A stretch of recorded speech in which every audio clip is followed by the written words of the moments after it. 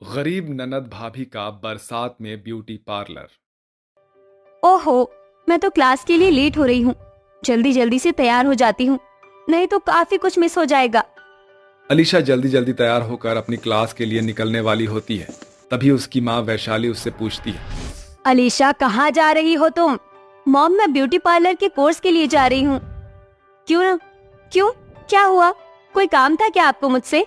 देखो अलीशा, तुम अच्छे से जानती हो कि हम जैसे अमीर घराने के बच्चे अच्छे अच्छे कोर्स करते हैं, जैसे लैब टेक्नीशियन या डॉक्टर या फिर इंजीनियर या और भी बहुत सी चीजें। तुम्हें पता है ना, ये पार्लर के छोटे मोटे कोर्स करके तुम्हें कुछ नहीं मिलने वाला। माँ, आप समझती क्यों नहीं हो? मुझे ब्यूटिशियन बनना है, मेरा बहुत बड़ा सपना है। और मैं ब्यूटी पार्लर का कोर्स अपने दिल से कर रही हूँ, ना कि दिखावे के लिए। अगर तुमने अपनी जिद नहीं छोड़ी तो मुझे मजबूरन तुम्हारी शादी करवानी पड़ेगी, वो भी किसी रईस खानदान में। बाकी तो तुम जानती ही हो कि तुम्हारी माँ कितनी जिद्दी है। अलीशा अपनी माँ की एक नहीं सुनती और ब्यूटी पार्लर का कोर्स करने के लिए निकल जाती है। ऐसे ही वो ब्यूटी पार्लर का कोर्स करती रहती है।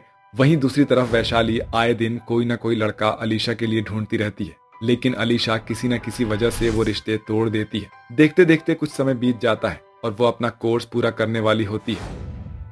अरे यार गुंजन, तुम्हें क्या बताऊं, मेरे कोर्स को कंप्लीट होने में सिर्फ और सिर्फ एक हफ्ता रह गया है। उसके बाद मैं बहुत बड़ी ब्यूटिशियन बन जाऊंगी और लोगों का मेकअप करूंगी। तुझे तो पता ही है कि मेरा कितना बड़ा पैशन है, लेकिन मेरी मॉम समझना ही नहीं चाह रही है। यार ये तो है, लेकिन तू ही बता, तेरी माँ इसके लिए बिल्कुल भी तैयार नहीं है और मुझे तो लगता है वो तुझे कंपटीशन में भी नहीं आने देंगी। तूने सही कहा, मेरी मॉम बहुत ज्यादा जिद्दी है, लेकिन अब मैं क्या करूं? मुझे कुछ समझ नहीं आ रहा। अलीशा को अपने कंपटीशन की बहुत चिंता होती है, तो वहीं दूसरी तरफ उसकी माँ वैशाली उसके लिए एक अमीर घराने का लड़का देख लेती है, जिससे वो उसे एक शाम रेस्टोरेंट में मिलवाने वाली होती है। कान खोलकर मेरी बात सुन लो। अगर इस बार भी तुमने लड़के से बात करके किसी तरह रिश्ते के लिए मना कर दिया, मैं यहाँ चलते फिरते किसी भी लड़के को पकड़कर तुम्हारी शादी करवा दूंगी। उसके बाद जो होगा उसे तुम्हें भुगतना होगा। अलीशा अपनी माँ की बात को नजरअंदाज कर देती है। जैसे ही अर्नव उससे मिलने आता है, वो अकेले में अर्नव को ले जाकर उसे अपनी कोई मजबूरी बताकर उसी के मुंह से रिश्ते के लिए मना करवा देती है, जिसके चलते वैशाली को सब समझ आ जाता है और वो अर्नव के जाने के बाद अलीशा पर बहुत गुस्सा हो जाती है। मुझे ही समझना चाहिए था कि तुम मेरी ही बेटी हो, लेकिन बहुत हुआ। अब तुम्हें सबक सिखाने के लिए मुझे ये कदम तो उठाना ही होगा।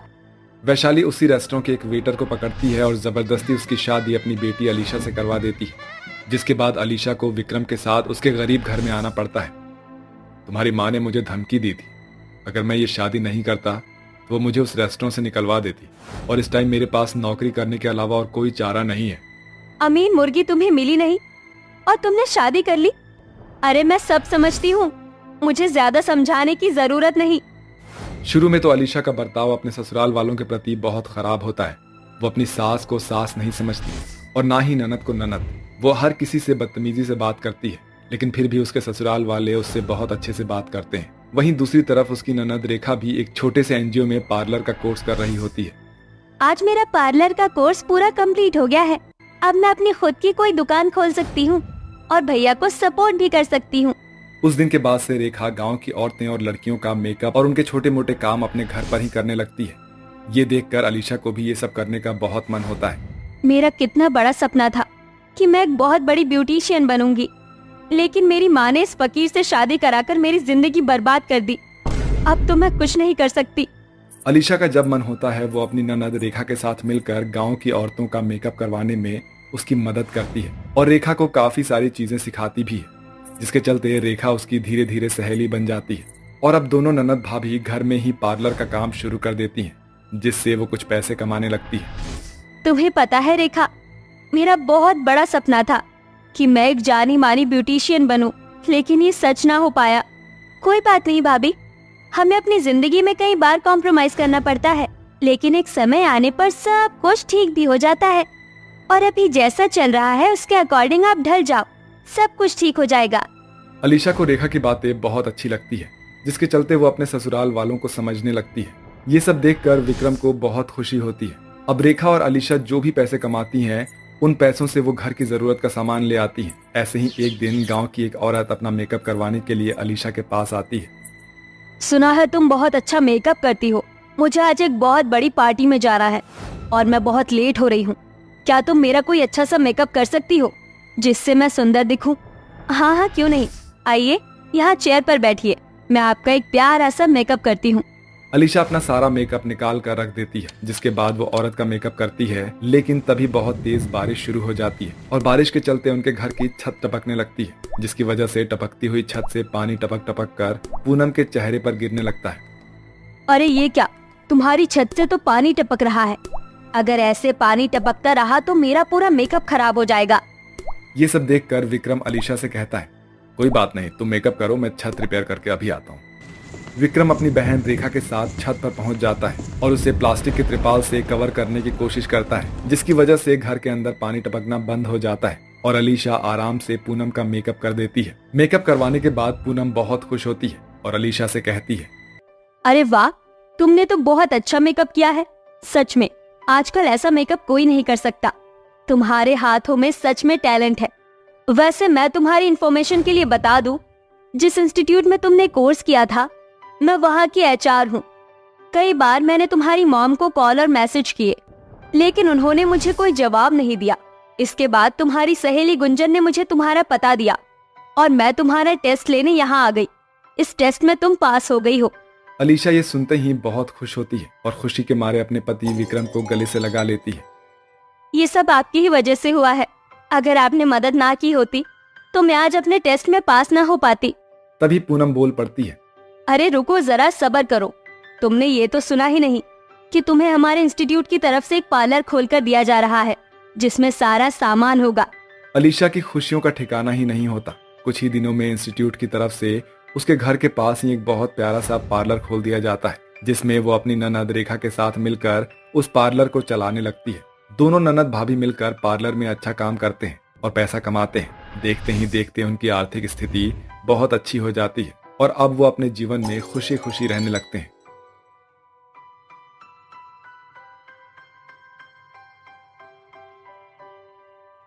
आशा बेटी, मैं काम पर जा रही हूँ, अपना और अपनी बहनों का ख्याल रखना। ये कहकर सीबो जैसे ही काम पर जाने के लिए घर से निकलती, तभी अचानक उसे खून की उल्टियां होने लगती हैं। माँ, तुम ठीक तो हो? माँ, तुम्हें तो बहुत तेज बुखार है, चलो हम तुम्हें अस्पताल लेकर चलते हैं।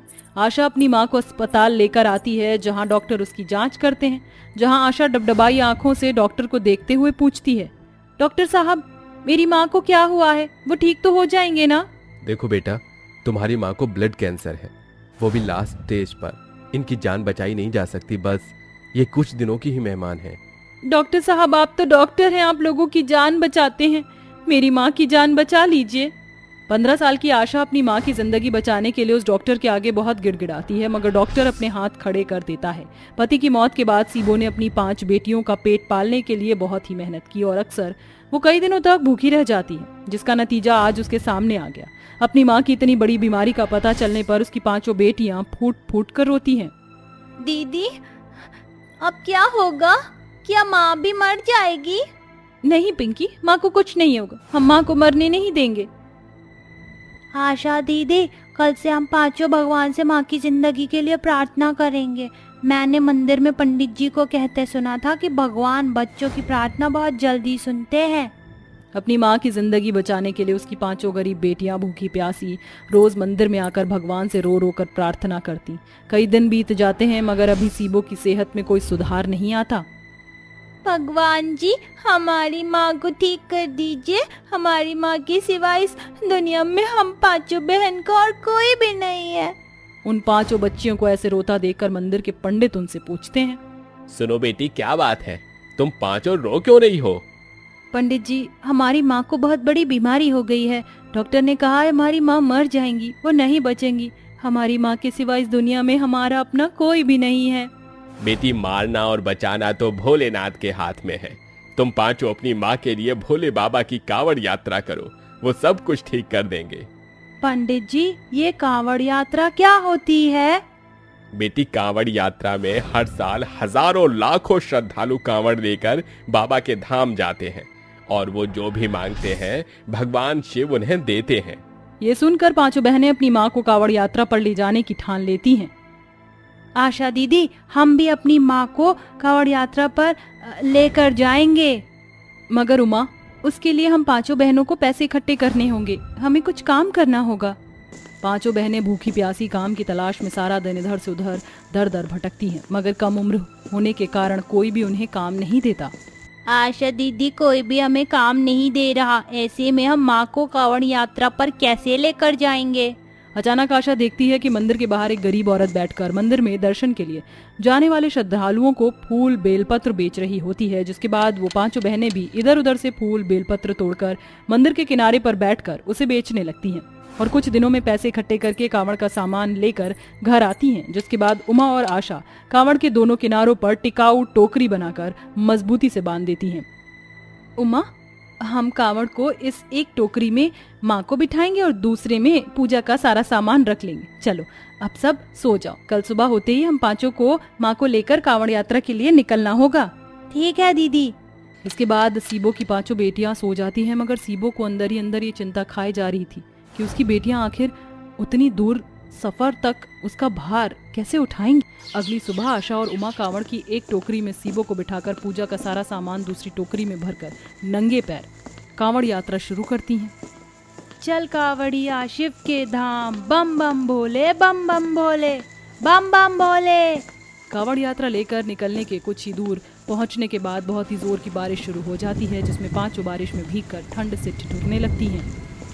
आशा, उमा, पिंकी, दीपा, अंजू, मेरी बच्ची देखो कितनी जोर से बारिश हो रही है, थोड़ी देर कहीं ठहर जाओ, और वैसे भी तुम थक गई होगी।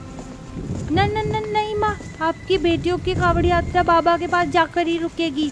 बारिश के कहर को देखकर बाकी के सभी श्रद्धालु इधर उधर रुक जाते हैं, मगर सीबो की पांचों गरीब बेटियां बिना रुके कांवड़ लेकर चलती जाती हैं।